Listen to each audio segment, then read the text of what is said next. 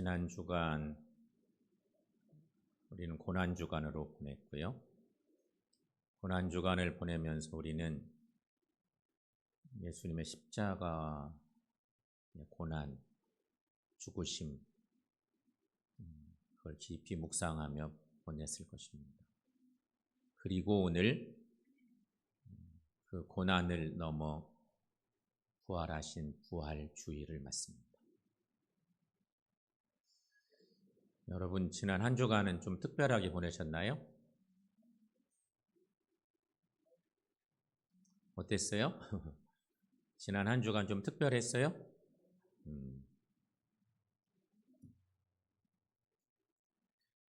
그렇게 보낸 분도 계실 거고, 지난 한 주간 동안에 본당에는 예수 고난 찬양이 경음악으로 있는 기도를 돕는 음악을 새벽부터 밤 10시 정도까지 계속 이렇게 음악이 나오도록 세팅을 했었고요.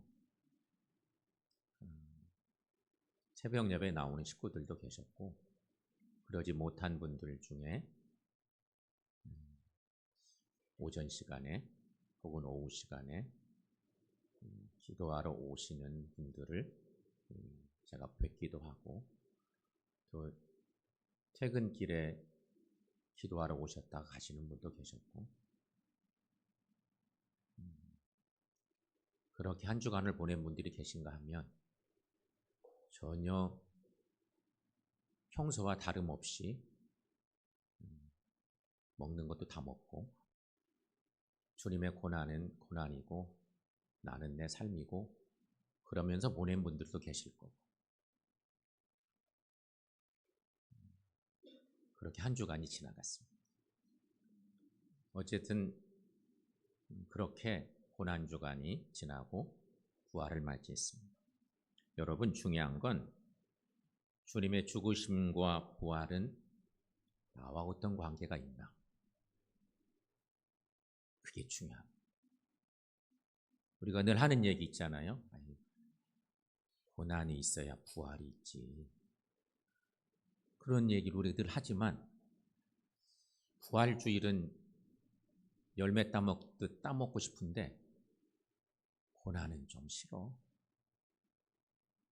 그런 경우들이 우리 속에 많이 있어요. 하지만 또 돌아볼 필요가 있는 것이 오늘 부활주일에 지난 한 주간을 또 돌아보는 일이죠. 여러분, 예수님의 죽으심과 부활은 인류 역사상 가장 놀랍고 위대한 사건입니다. 여러분 믿습니까? 그 사건이 나를 어떻게 변화시켰을까? 그 위대한 사건이라는, 그 사건이 나와 무슨 관계가 있나? 이런 게 중요한 거예요. 나와 관계가 없어. 그러면 내 마음대로 보내는 거예요. 내 편한 대로 보내는 거예요. 근데 나와 상관이 있대, 그 사건이. 그러면 자연스럽게 우리가 조금은 다른 삶의 방식을 취하고 한 주간 보내고 이런 삶을 사는 거 아니겠습니까? 여러분, 예수님의 죽음은 인생들의 죄 문제를 해결해 주시고 상실한 인간성을 회복해서 하나님과 화목을 이루어 주신 거룩한 일입니다. 이게 주님의 죽으심의 의미입니다. 동시에 예수님의 부활은 인생에게 새로운 삶과 희망과 사명을 주신 위대한 일이기도 합니다. 부활주의를 왜 지킬까? 이런 생각, 우리가 많은 그런 얘기를 던져보죠. 예수 믿는 자에게 부활이 무슨 의미가 있나? 근데 우리 중에 아까 장로님 기도 중에도 그런 기도하셨지만, 우리가 교회 나와 예배드리지만 이런 것들은 믿을 만한데 이런 내용들은 좀 믿기지가 않아? 나하고 별로 상관도 없는 것 같아? 이런 생각이 드는 일들도 있잖아요. 근데 이 부활 문제에 대한 예수님의 부활의 놀라운 사건을 믿지 못한다면 우리 신앙적으로 정말 문제. 우리의 신앙을 그래서 점검해 볼 필요가 있는데, 오늘 본문의 주인공인 예수님의 제자 도마. 도마는 좋은 별명도 있을 텐데 하필이면 의심 많은 도마. 의심으로는 1등인 도마 얘기. 근데 그가 어떻게 진짜 예수님의 제자가 됐는지, 이 얘기를 오늘 본문의 얘기 속에서 증거하고 있는 내용이에요. 그래서 이 내용들을 살펴보면서 나는 어땠을까? 나는 도마보다 낫나? 도마만 못하나? 생각해보고 은혜를 받는 시간이 되시기를 소망합니다. 첫째는요, 부활의 예수님을 만나기 전 도마의 신앙 상태는 어땠을까? 그런 물음을 하나 던져봅니다. 사람은 성격적으로 많이 달라서 우리가 여기 있는 우리들도 요새는 그 성격 유형 얘기를 정말 많이 하더라고요. 근데 그걸로 다 그 범주 속에 담아낼 수는 없겠지만 사람들은 그런 것 같아요. 무슨 얘기를 하면 잘 믿어주는 사람도 있어요. 무슨 얘기를 하든 그래? 그러면서 잘 믿어주고 지지해주고 이런 사람들이 있는가 하면 무슨 얘기를 하든 나는 못 믿겠는데? 그러면서 잘 못 믿는 부정적인 생각을 가진 사람도 있어요. 그렇게 보면 사람은 두 부류로 나눌 수 있겠죠? 신뢰도가 높은, 무슨 일인지 신뢰성이 있는 그런 반응을 보이는 사람이 있는가 하면 무슨 얘기를 하든지 불신, 나는 그걸 못 믿어.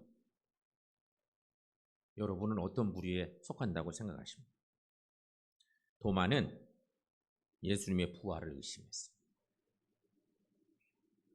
지금 제자 공동체에 생긴 정말 혼란한 일들이 생겼는데 도마는 예수님의 부활을 의심했어요. 도마는 예수님의 부활을 증거하는 그 제자들의 말에 주님이 딱 나타나셨었는데 하필이면 그날 도마가 없었어. 근데 다른 친구들이 야, 예수님 살아나셨어. 우리가 다 봤어. 막 이러면서 얘기를 하는데 그런 친구들이 얘기를 들어도 나는 직접 보고 주님 만져보지 않으면 못 믿겠다요. 이런 반응을 보였던 거죠. 성경에 유명한 말씀이잖아요. 오늘 본문 25절 말씀인데 자 여러분 거기 한번 읽어보겠습니다. 다른 제자들이 그에게 이르되 우리가 주를 보았노라 하니 도마가 이르되 내가 그의 손에 못자국을 보며 내 손가락을 그 못자국에 넣으며 내 손을 그 옆구리에 넣어보지 않고는 믿지 아니하겠노라 하니라. 아멘. 이게 보면 도마는 성격적으로 그런 성격의 소유자였어요. 성품이 좀 다르니까 내가 직접 체험해보고 내가 뭔가 느끼지 않으면 나는 절대 못 믿어. 같은 친구들, 다른 예수님의 같은 제자들이었으니까 여러 제자가 봤다고 그러면 그랬냐? 야, 나 그때 없어서 너무너무 안타까운데? 이런 반응을 보일 만한데 내가 직접 체험하지 않으면 나는 못 믿어. 이런 반응을 보인 거죠. 도마가 왜 이런 반응을 보였을까? 이유는 예수님께서 부활하신 후 제자들에게 처음 나타나셨을 때 도마가 그곳에 없었던 거예요. 이유는 그거였어요. 어떤 사람들은 처음에 도마가 제자들과 함께 있지 않았던 것에 대해서 여러 가지 추측을 하면서 얘기합니다. 도마가 예수 공동체에서 떨어져 나가버렸었나? 이렇게 좀 부정적으로 생각하면 예수 제자 공동체에서 여러 가지 조건이 그러니까 아예 그냥 떨어져 나가버렸던 거 아닌가? 하지만 여러분 이것은 좀 지나친 표현인 것 같고요. 아마도 도마는 예수님의 죽음을 애도하면서 혼자 있는 시간을 보내지 않았을까? 제자들도 형편들이 다 달랐을 텐데 제자 공동체에 충격이 온 거예요. 그렇게 믿고 따르던 예수님이 허망하게 돌아가시니까 그 정도로 결속력이 좋았던 제자 공동체에 똑같은 반응을 보였겠어요? 우리끼리 막 있으면서 막 이렇게 하지 않았을 거예요. 그 중에 일부는 성격적으로 그러니까 확 낙심 나가지고 그냥 어딘가 멀리 그냥 떨어져 있기도 하고 막 반신반의하고 고민하면서 아이고 고향으로 내려가 버릴까 막 이런저런 생각을 할 수도 있고 그러지 않았겠어요? 다 똑같은 생각을 했겠어요? 결국은 갈등의 시간들이 있었는데 하필이면 그래서 도마가 거기 없어요. 여러분, 기독교 신앙에 있어서 예수님의 부활을 의심하거나 부정하는 것은 마치 건물의 기초가 무너진 것과 마찬가지라 이렇게 비유해 볼 수 있겠어요.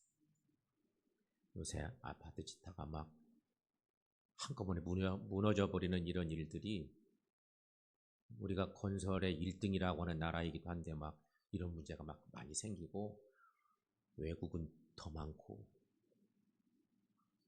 건물 기초는 어쩐지 모르겠는데 중간중간에 막 다 필요한 것들 제대로 안 넣어가지고 어느 순간에 확 무너져 버리는 이런 일들이 생기는 거잖아요.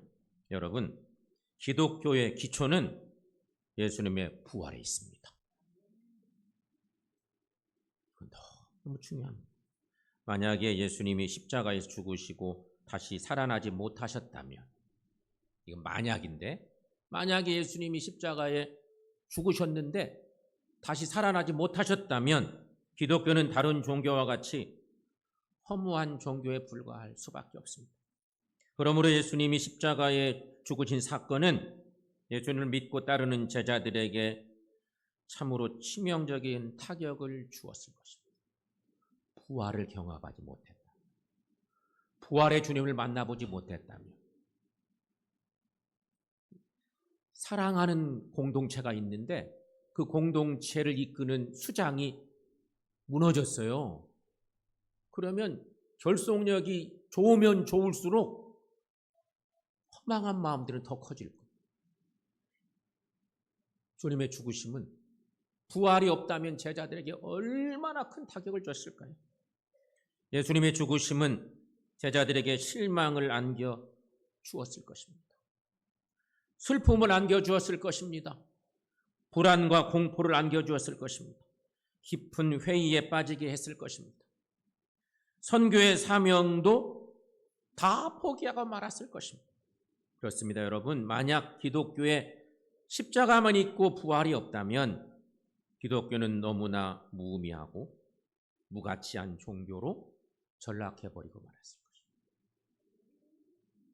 그래서 바울은 부활장에서 말했습니다. 만일 그리스도 안에서 우리가 바라는 것이 다만 이 세상의 삶뿐이면 모든 사람 가운데 우리가 가장 불쌍한 자들이다. 이렇게 말씀하고 헛꿈 꾸고 살았으니까 예수의 부활이 없었다면 예수님 구세주로 고백하고 살던 많은 그리스도인들이 세상에서 가장 불쌍한 사람들이 될 것이다. 하지만 우리가 불쌍한 사람이 아닌 것은 주님이 확실히 부활하셨기 때문이라는 것입니다. 그 얘기를 부활장이 사고 있는 거죠. 자, 두 번째로 생각해 볼 것은 부활하신 예수님을 만난 도마의 신앙 상태. 도마가 다시 자기 자리로 돌아왔을 때, 그러니까 며칠 동안 한 일주일 정도를 여드레 후 다시 나타나신 예수님이니까 일주일 정도 도마가 어디가 있었을까? 그런 생각이 들어요. 적어도 한 일주일 정도의 시간을 도마가 뭐 없이 마음에 막 갈등, 실망감, 막 무너지는 이런 것들이 있었기 때문에 아마 제자들과 함께 있기가 너무 어려워서 어디론가 갔다 왔을 수도 있어요. 근데 어쨌든 다시 돌아왔을 때 감사하게도 부활하신 예수님을 만나는 은혜를 체험해요. 아마 이때 주님이 나타나실 때는 다른 제자들은 다 봤으니까 뭐 다시 나타나실 이유도 없는데 하필이면 도마란 놈이 이런 반응을 보였으니 주님이 다시 나타나셔서 도마에게 이런 모습을, 당신의 모습을 보여주신 거 아니겠어요? 도마가 자기 자리로 돌아왔을 때 예수님께서 제자 공동체에 나타나셨습니다. 그리고 너희에게 평강이 있을지어다. 샬롬입니다. 샬롬. 성경 속에 이 말씀, 이 샬롬이라고 하는 것은 그렇게 중요하고 소중한 거죠. 그러면 주님이 다시 나타나신 거예요. 그리고 부활을 의심하던 도마에게 예수님께서는 손의 상처와 옆구리의 상처를 만져보게 하십니다. 도마가 자기 입으로 한 얘기가 있어요. 나는 그냥 이렇게 만나봐가지고는 몰라. 내가 다 확인해봐야 내가 믿지. 그냥은 못 믿어. 도마의 신앙적인 어떤 성품이 그랬던 거죠. 그래서 막 그렇게 친구들에게 막 얘기했기 때문에 주님이 그것도 들으셨어요. 여러분, 신앙생활을 할 때 함부로 이렇게 말하는 것도 안 하셔야 돼요. 그냥 막 이상한 소리 하고 이런 거 절대 안 돼요. 주님이 다 들으셨던 거예요. 이 주님이 보이신 모습 보면 그렇잖아요. 그림 하나 보여줄래요? 저 그림은 인도의 첸나이라고 하는 곳에 있는 도마 기념 성당에 있는 성화입니다. 제가 2008년도에 거기를 다녀올 기회가 있었는데 그때 찍어온 사진입니다. My Lord and my God 이렇게 위에 그런 영어도 써 있죠. 저 사진 너무 유명하죠. 근데 인도의 첸나이라고 하는 큰 도시에 도마 기념 성당이 있어요.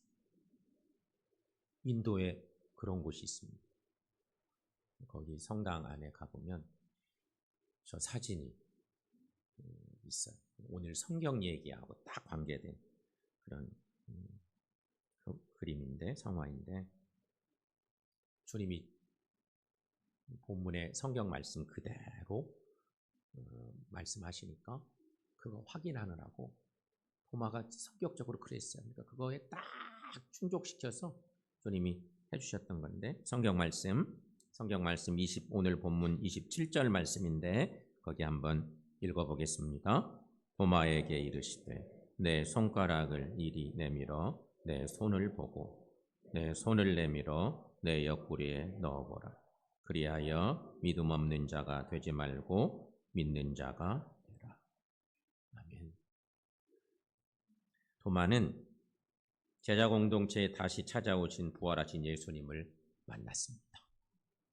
그래서 실망이 해소되고 새 희망을 갖게 되었습니다. 불안과 공포가 해소되고 참된 평강을 회복했습니다. 회의와 의심이 사라지고 진정한 확신이 생겼습니다. 새로운 사명감을 가지고 새 출발하게 되었습니다. 결국 도마는 이날 예수님께 이렇게 고백합니다. 저 위에 그림 위에도 있지만 성경 28절 말씀에 보면 도마가 대답하여 이르되 나의 주님이시요 나의 하나님이시니. 너 친구들하고 있을 때 이리 말했지? 내가 다 들었다 이놈아. 확인해봐. 그래서 막 옆구리 창자국에 도마에 손가락이 쑥 들어가는 그런 그림을 보여주고 있는데 예수님이 그리 말씀하셔요. 주님이 그렇게 말씀하시니까 도마의 마음이 무너졌다. 주님이 다 들으셨구나. 내가 친구들하고 한 소리를 주님이 다 들으셨구나.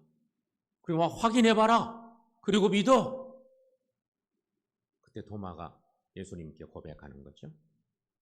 신앙 고백하는 거예요. 저 말씀. 베드로의 위대한 신앙 고백도 있지만 의심 많은 도마도 주님을 부활하신 주님을 만나보고 난 뒤에 그렇게 그렇게 막 치밀하고 막 이런 같은 성격의 소유자였지만 무너진 거예요. 그래서 예수님을 고백하는 거예요. 부활하신 주님을 못 믿다가 내가 확인하고 믿겠다고 그랬던 큰 소리 쳤던 그가 무너지는 마음으로 주님을 고백하고 있는 거죠. 여러분, 우리도 함께 이렇게 외쳐보도록 할 텐데, 예수님은 나의 주님이시요 나의 하나님이십니다. 이렇게 함께 고백해 봅시다. 시작.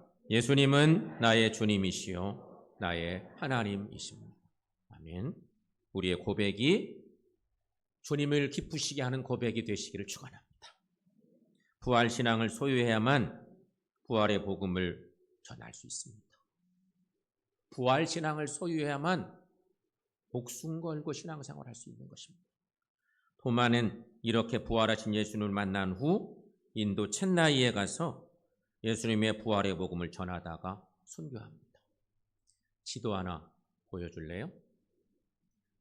저게 구글 지도를 제가 이렇게 딱 편집해 본 건데,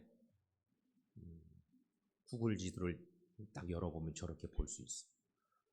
저쪽에 붉은색으로 표시된 게 이스라엘 땅이에요. 하도 작으니까 뭐 예루살렘 나오기도 어려워요. 이스라엘이고, 인도 땅은 크잖아요. 인도의 그 첸나이라는 곳이 저기 있어요.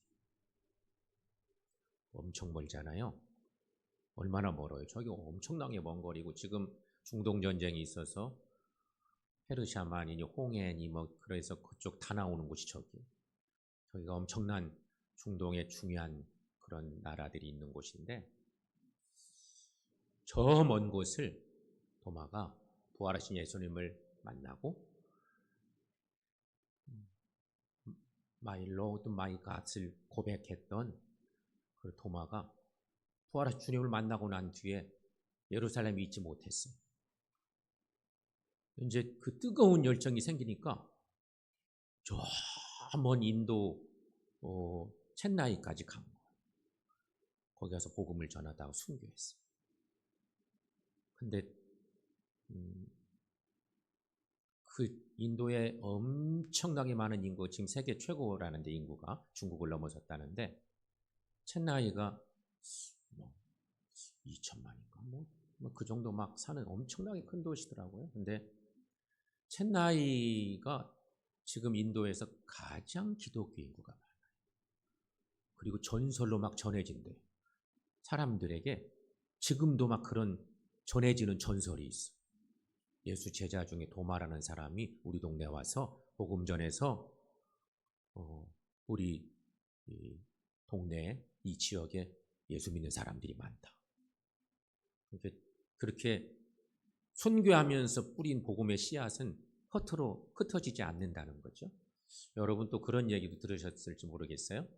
인도가 실크로드를 따라서 신라까지 연결됐잖아요. 그래서 경상도 어디에 도마상과 매우 유사한 그런 것이 하나 있어요. 우리나라까지도 복음을 전했을 것이다. 뭐 이런 주장을 하는 일부 기독교인들이 있습니다. 충분히 가능한 일이에요. 그때는 인도하고 신라가 이렇게 교역을 하고 있었거든. 그러니까 복음을 전하려고는 열정이 있었다면 한번 가보고 싶지 않았겠어요? 근데 영주 어딘가에 지금 저도 거기 가보고 싶은데 히브리어로 도마라고 쓰여진 석상이 있거든요. 그게 있어요. 그러니까 죽기까지 복음 전한 거예요. 땅끝까지 복음 전하고 그랬던 것을 볼 수 있어요. 놀랍게도 복음을 전했더니, 그리고 순교했는데, 첸나이는 지금도 인도잖아요. 힌두교인들이 태반인데 기독교 인구가 엄청 많은 곳이 첸나이라고는 도시거든요. 여러분, 예수님은 사망 권세를 이기시고 부활하셨습니다. 오늘 우리는 그 주님을 다시 만나고 부활하신 그 주님의 은혜를 높여 찬양합니다. 부활의 그 은혜가 우리에게 있기를 축원합니다. 예수님은 다시 살아나셔서 잠자는 자들의 첫 열매가 되셨다. 이게 중요합니다. 이것이 바로 부활의 복음의 핵심입니다. 이 사실을 고백했던 도마가 완전 새 사람이 된 거예요. 부활하신 예수를 만났더니. 그러니까 중요한 건 우리도 부활주의를 보내면서 그런 은혜를 경험하시기를 바랍니다. 우리에게 그런 게 필요해요. 부활하신 예수를 만나기 이전과 주님을 제대로 만났을 때 우리가 어떤 삶을 살아야 되는지 그걸 보여주는 거죠. 오늘도 귀한 주의 날 예배하고 또 하나님을 찬양하는 우리 모두가 또 찬양의 은혜로 주님께 올려드릴 텐데 그 주님을 만나 뵙고 그 주님 때문에 우리의 믿음의 삶이 변화되어서 부활의 소식을, 부활의 소망을 온 세상에 증거하며 사는 우리 모두 되시기를 축원합니다. 기도하겠습니다.